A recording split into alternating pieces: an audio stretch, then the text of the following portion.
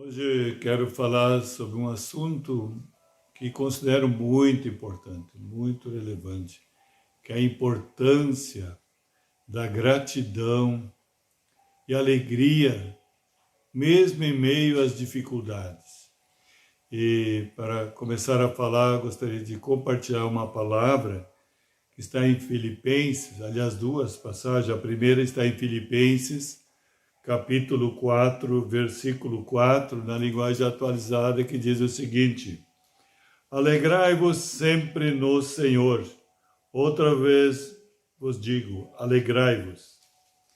E a outra passagem está em Tessalonicenses, 1 Tessalonicenses, capítulo 5, versículo 18, também na linguagem atualizada, que diz o seguinte: em tudo dai graças, porque esta é a vontade de Deus em Cristo Jesus para convosco.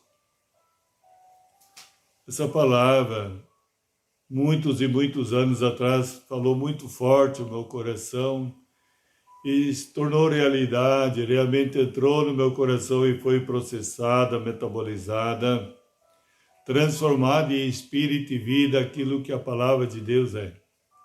Aliás, Jesus disse, tudo passa, tudo passará, mas minhas palavras não passarão. Lá no Evangelho de João 6,63, também Jesus diz, a carne para nada aproveita. As minhas palavras são espírito e vida. Amado, essa palavra precisamos acolher. Eu tenho certeza e já determino sobre a tua vida, profetizo isso hoje. Se essa palavra começar a se tornar realidade no teu coração, você começar a experimentar uma vida nova, uma nova realidade, uma nova história, que muda completamente. Veja bem aqui o que o apóstolo Paulo fala na primeira leitura que fiz em Filipenses 4, no versículo 4, alegrai-vos sempre no Senhor. Outra vez vos digo, alegrai-vos do Senhor. O problema é que as pessoas querem se alegrar apenas com as coisas passageiras, que não está errado também. Devemos se alegrar porque Deus é um Deus de amor e o amor sempre quer presentear, então diariamente Ele presenteia a todos nós. Só que muitas vezes não se considera, muitas vezes consideramos que foi o nosso esforço, nossa dedicação, nossa capacidade, nosso empenho, nossas virtudes. Sim, logicamente que Deus usa todas as coisas.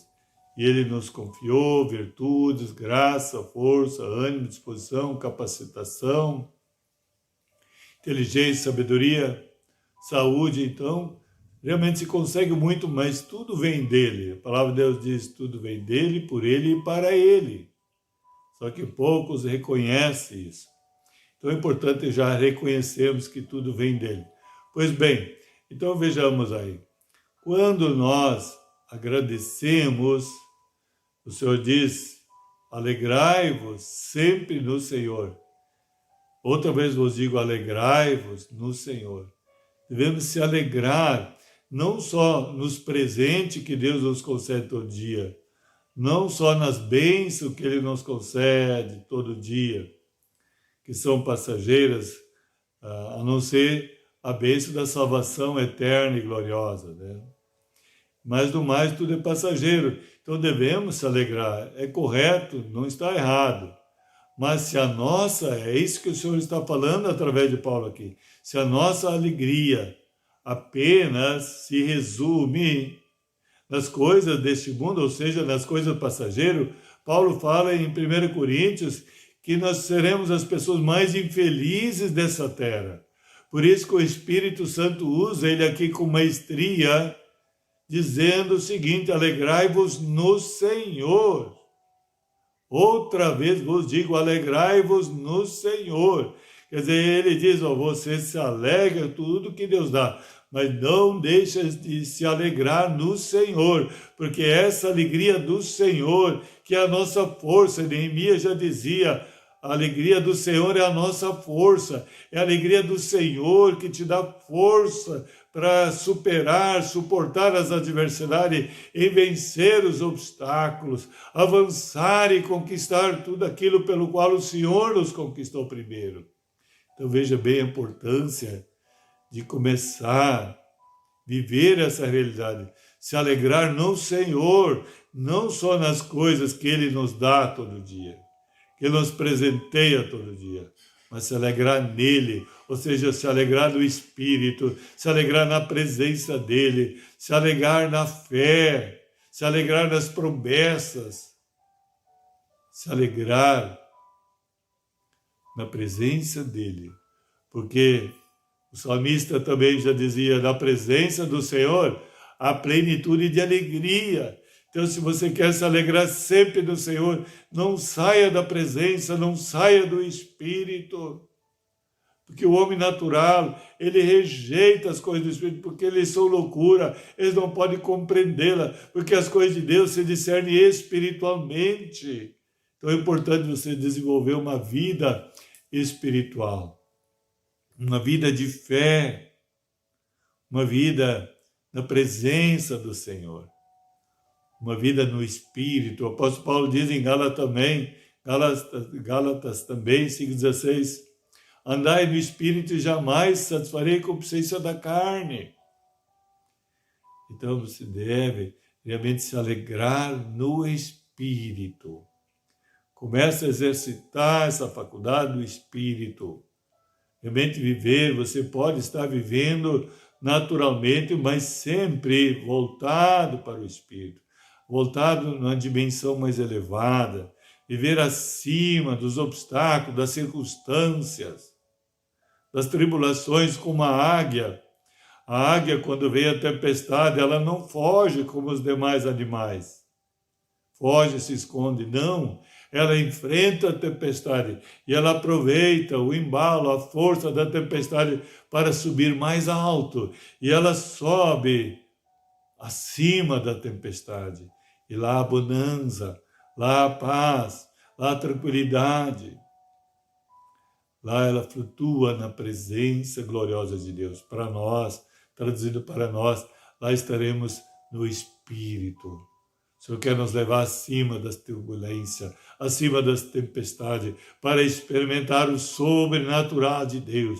Esse é o tempo, esse é o ano de você acessar pela fé, ou subir mais alto, subir na presença do Senhor, subir acima das tempestades. Quando você tem coragem, ousadia, intrepidez, fé inabalável de andar sobre as ondas do mar bravio, você se ergue como gigante, porque o Senhor é aquele que nos levanta, aquele que nos ergue, aquele que nos abençoa, aquele que supre a necessidade e a abundância, aquele que para ele nada é difícil, nada é impossível. Então, amados, eu gostaria de compartilhar essa outra palavra também, que está aqui em 1 Tessalonicenses, capítulo 5, versículo 18. Veja bem o que diz assim: em tudo dai graças. Primeira coisa, em tudo é em tudo, não é só nos momentos bons, nas horas boas, na abundância, não, nas restrições, nas dificuldades, na tempestade, na turbulência, na escassez. Em tudo é em tudo, em todos os momentos, no sofrimento, na dor. Em tudo, diz aqui, dai graça. Seja agradecido em tudo. Agradeça a Deus em tudo, em todo momento, em todo instante. Não importa se está tudo bem ou está tudo contrário à tua expectativa. Não, esse aqui o Senhor está nos ensinando que devemos agradecer. Olha só o que mais diz. Porque esta é a vontade de Deus em Cristo Jesus para convosco. A vontade de Deus, ela é boa, agradável e perfeita, e quando você obedece apenas um versículo como esse, tudo vai mudar na tua vida. Eu tenho grandes experiências, os maiores milagres que eu experimentei na minha vida, na minha carreira profissional, em todas as áreas, foi quando eu coloquei em prática esse pequeno versículo. Quando eu recebi luz, revelação de Deus, que eu deveria agradecer em tudo. Porque eu era uma pessoa já salva, já tinha uma nova vida, já tinha experiência, Senhor, mas eu tinha o hábito de murmurar, de reclamar muito, sempre andar insatisfeito por qualquer coisinha. Mas cria no Senhor, me alegrava no Senhor, mas quando vinha as tempestades, quando vinha as dificuldades, o sofrimento, os problemas, eu murmurava, eu reclamava. E aí eu estava lendo uma passagem lá da Velha Aliança, lá do Velho Testamento, quando o povo de Deus estava passando o deserto. E quando estava passando o deserto, com a promessa de Deus de levá-los à melhor terra, isso que tirou o povo com mão poderosa, com grandes sinais, maravilha no Egito, abriu o Mar Vermelho, e no deserto caía pão do céu, maná, codornizes, carne, tinha tudo, tinha ar-condicionado durante o dia, aquela coluna de nuvem, para aliviar do calor forte do deserto. À noite, uma coluna de fogo, ar-condicionado de dia e de noite, para aquecer, para iluminar, para poderem caminhar. As crianças, não faltava nada, o calçado crescia dos seus pés, a roupa não envelhecia. Mas mesmo assim, eles murmuravam, reclamavam, por isso, por aquilo, por aquele outro. Sempre lembravam lá do passado, mesmo sendo escravos, lembravam dos pepinos, da cebola, da carne que havia lá, das condições, mesmo na escravidão. Então, quando eu estava lendo esse contexto, o Senhor gerou um grande arrependimento no meu coração, uma grande mudança. Eu caí de joelho, com o rosto no chão, e clamei o socorro, a misericórdia, o sangue dele. Realmente eu experimentei o arrependimento de Deus no meu coração. E quando eu levantei ali, molhado, de suor e de lágrimas, uma nova história começou, uma nova vida. E o primeiro versículo que o Senhor trouxe foi esse aqui, 1 Tessalonicenses 5,18. Em tudo dai graças, porque essa é a vontade de Deus em Cristo Jesus para convosco. Eu disse, Senhor, Tu me conheces, Tu sabes minha limitação, minha fraqueza, minha tendência, devendo ainda carregar essa natureza caída, de murmurar, reclamar, arrazoar, questionar, estar insatisfeito. Então, Espírito Santo, eu te autorizo, opera essa mudança, opera essa transformação. E naquele momento eu comecei a colocar em prática esse versículo e comecei a experimentar sinais, prodígios, milagre, maravilha em todas as áreas. Comecei a desfrutar a glória de Deus, o sobrenatural de Deus, amado. Amado, e hoje o Senhor fala contigo, você que tem uma vida agraciada pelo Senhor, mas ainda murmura, ainda reclama, ainda arrasou, ainda questiona, ainda anda insatisfeito. É para ti, amado. Deus está gerando um arrependimento.